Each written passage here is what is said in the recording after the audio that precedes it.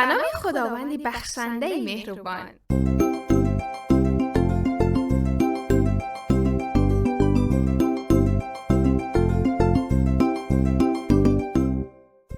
سلام علیکم بچه های عزیز، خوبید؟ سلامتیتون خوب است؟ اینجا رادیو مهر، صدای کودک، شهنازه هستم.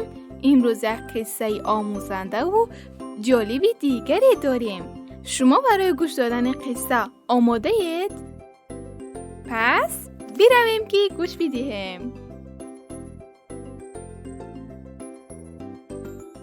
سنجاب مغرور.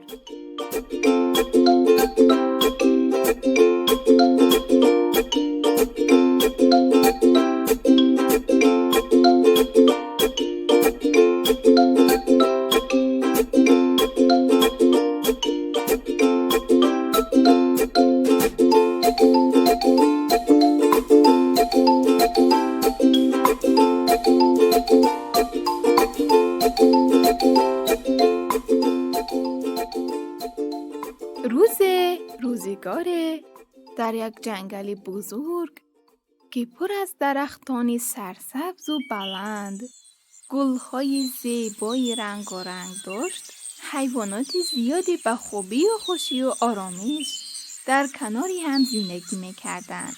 در این جنگلی زیبای قصه ما یک سنجاب زندگی می‌کرد.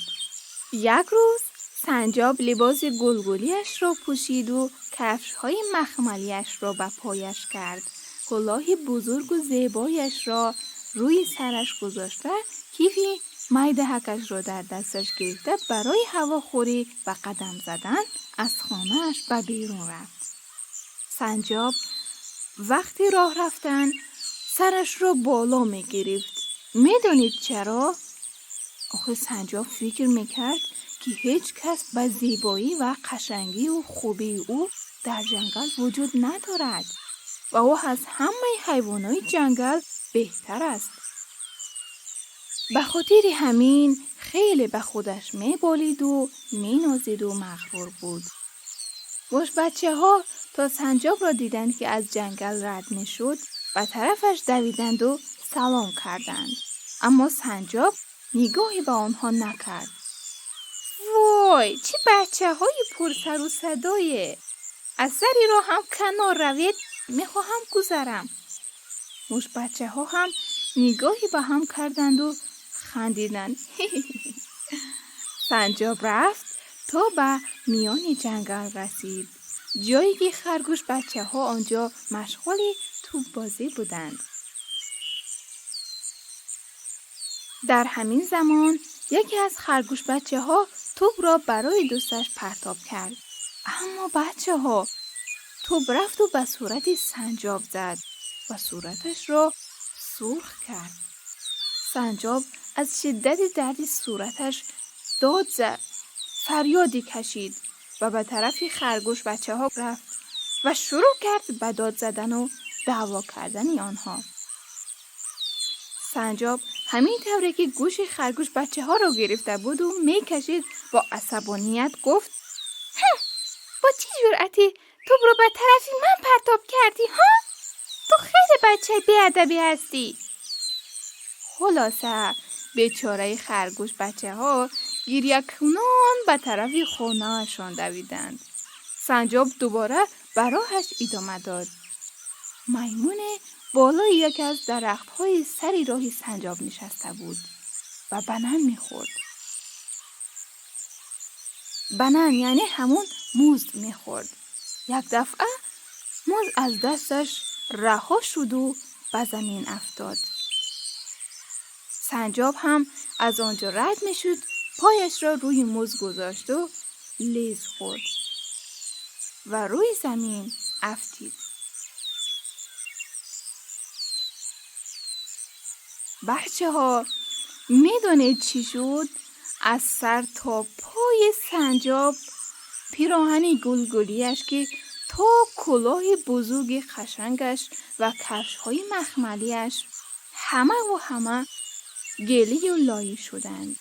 سنجاب نگاهی به میمون کرد و با جیغ و داد فریاد گفت: چی جوری؟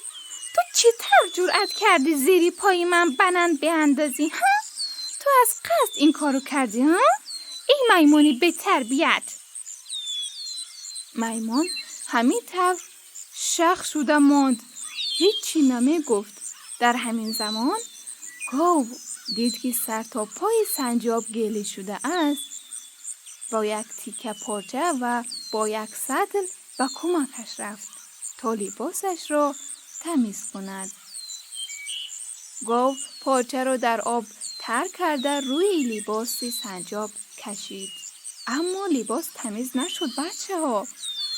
گاو کمی فکر کرد و بعد لبخندی زد و گفت سنجاب ناراحت نباش، فهمیدم که باید چیکار کنم. و سطل آب را برداشت و سری سنجاب ریخت.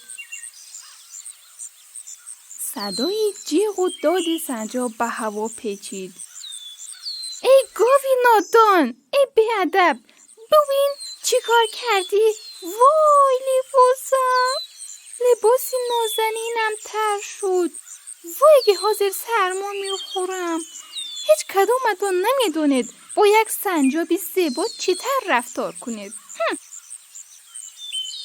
گاو همین طور مانده بود و زیر لب گفت باور کن من فقط میخواستم کمکت کنم و نمیدونستم که این طور میشود. از صدای جیغ و داد سنجاب بیشتر حیوانات جنگل آنجا جمع شدند تا ببینند چه اتفاقی افتاده است. وقتی سنجاب را در آن وضعیت دیدند همه خنده اشان آمد. خندیدند ها ها ها ها. سنجاب با عصبانیت آنها را نگاه میکرد.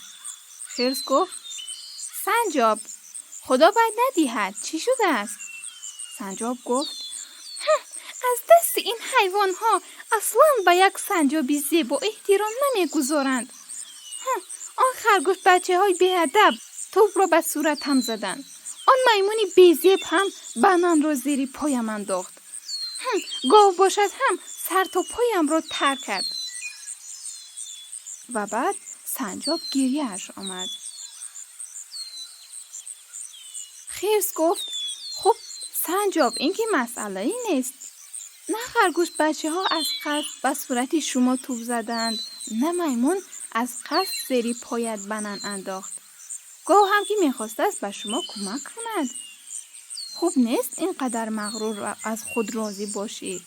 تو هم مثل بقیه حیوانات هستی و خوب میدونی که هر کس در زندگیش اشتباه میکند که دیگران باید او را ببخشند و از او بگذرند. اگر هم از همدیگر کینه بدی بگیرند دیگر مهر و دوستی و محبت از بین می رود.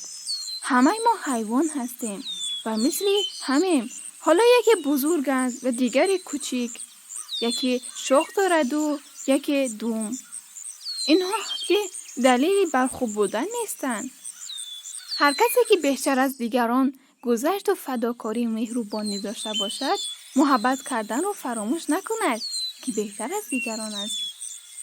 اما بچه ها سنجاب به هیچ کدام از این حرف های خرس گوش نکرد و بیشتر از قبل داد میزد و فریاد. خرس سنجاب را به خانه‌اش برد و لباسهایش را شست و برایش غذا درست کرد و از او خیلی خوب پذیرایی کرد. سنجاب بعد از اینکه لباسش خشک شد از خانه خرس به بیرون رفت. اما چون هوا تاریک شده بود خرس نگذاشت که سنجاب تنها به خانه‌اش برگردد و خودش هم به همراهش رفت. در راه سنجاب از کارهایی که کرده بود و از خودش خیلی تعریف میکرد. او اینقدر از زیبایی و لباسها و وسیله‌ای که داشت تعریف میکرد و حرف زد که سر خرس درد گرفت. سنجاب به خرس نگاهی کرد و گفت میدونی من چقدر زیبایم؟ خرس گفت نه چقدر؟ سنجاب نگاهی به آسمان کرد و با دستش ماه رو به خرس نشان داد و گفت مثل آن ماه و یک دفعه ناپدید شد. فقط صدای شلیپ شلیپ آب آمد. خرس هرچی به این طرف و آن طرف نگاه کرد سنجاب را ندید تا اینکه یک دفعه چشمش به داخل چاه افزید. دید وقتی که سنجاب به آسمان نگاه میکرد و ماه را نشان میداد پیشی پایش را ندیده داخل چاه افتیده است. خرس با خودش گفت این هم عاقبت منم کردن و مغرور بودن. و بعد به خرگوش کمک کرد و او را از چاه بیرون برآورد.